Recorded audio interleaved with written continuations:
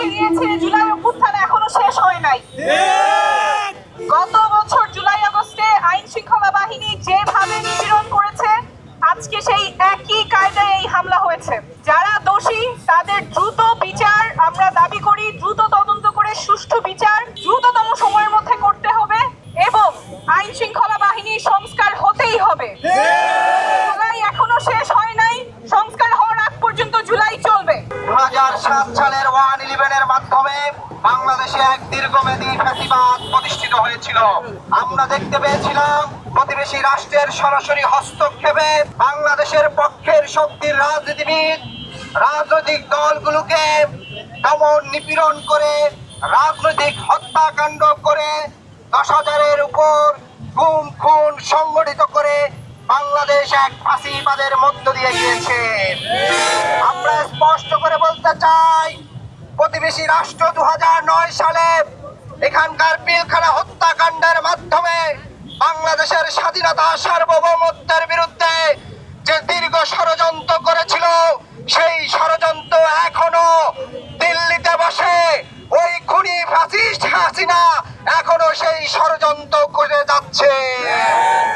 আমরা বারবার বলেছিলাম, বাংলাদেশের সংস্থাগুলোর মধ্যে থেকে ডিজিএফআই, এনএসআই থেকে শুরু করে যেসব সংস্থাগুলো এদেশের জনগণের টাকায় জনগণকে নিরাপত্তা দেওয়ার কথা, তারা জনগণের নিরাপত্তা না দিয়ে বরং তৎকালীন ফাঁসিবাদের সময় তাদের কিছু কিছু কর্মকর্তারা যে ফাঁসিবাদের দোষর হিসাবে কাজ করছে, আজকে গণঅভ্যুত্থান পরবর্তী বাংলাদেশে তাদের বিরুদ্ধে ব্যবস্থা নিতে আমরা এখনো দেখিনি।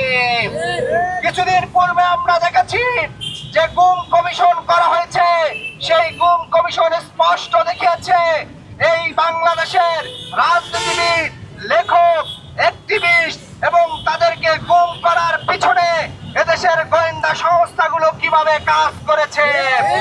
সেই বার্তা দেওয়ার পরও আমরা এখন পর্যন্ত সেই সংস্থাগুলো সংস্কার করে সেই সব সংস্থার যারা অফিসার থেকে সদস্যরা সরাসরি এইসব গুম ও হত্যাকাণ্ডের সাথে জড়িত ছিল, তাদের বিরুদ্ধে এখনো ব্যবস্থা নেওয়া হয়নি।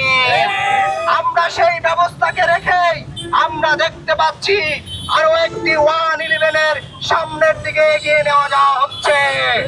আমরা বাংলাদেশের জনগণকে আহ্বান করব, বাংলাদেশের স্বাধীনতা সার্বভৌমত্ব, এদেশের মাটি ও মানুষের অধিকার রক্ষায়, এদেশের স্বাধীনতা রক্ষায় আপনাদেরকে আবারও জুলাইয়ের মতো রাজপথে সোচ্চার থাকতে হবে।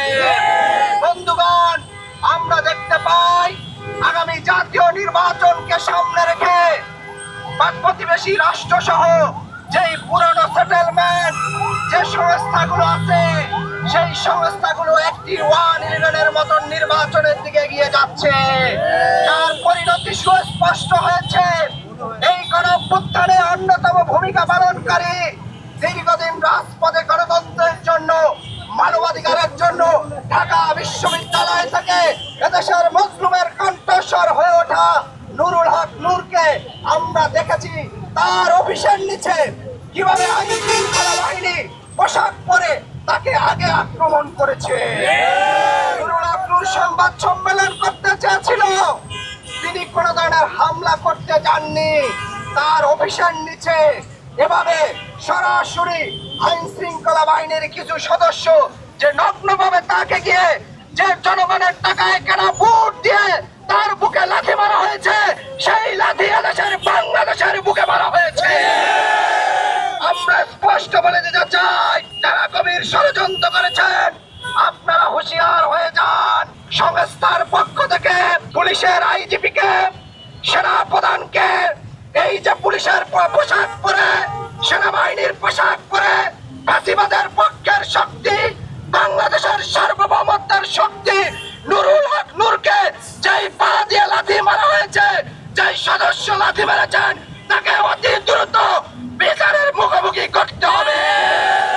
আমরা বলতে চাই, বাংলাদেশের প্রত্যেকটি বিশ্ববিদ্যালয় এক একটি ফাঁসিবাদের বিরুদ্ধে ক্যান্টনমেন্ট হয়ে উঠবে। বাংলাদেশের স্কুল, মাদ্রাসা, বাংলাদেশের কলেজ, প্রত্যেকটি শিক্ষার্থী এদেশের শ্রমিকরা, এদেশের জনতারা আজও একতাবদ্ধ।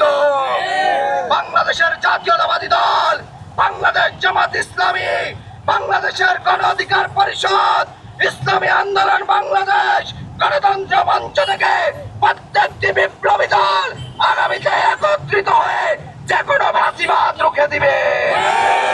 আমরা আরো বলতে চাই যে লাঠি মারা হয়েছে, তারপরে আমরা দেখেছিলাম হাসিনার সময় বিএনপির পার্টি অফিসে বিএনপি কে ঢুকতে দিত না, গণ অধিকারের পার্টি অফিসে হামলা হতো। আজকে হাসিনা চলে যাওয়ার পরে লোক গণ অধিকার পরিষদের কেন্দ্রীয় কার্যালয়ের উপরে উঠে সরাসরি আইন শৃঙ্খলা বাহিনী লাঠিচার্জ করেছে।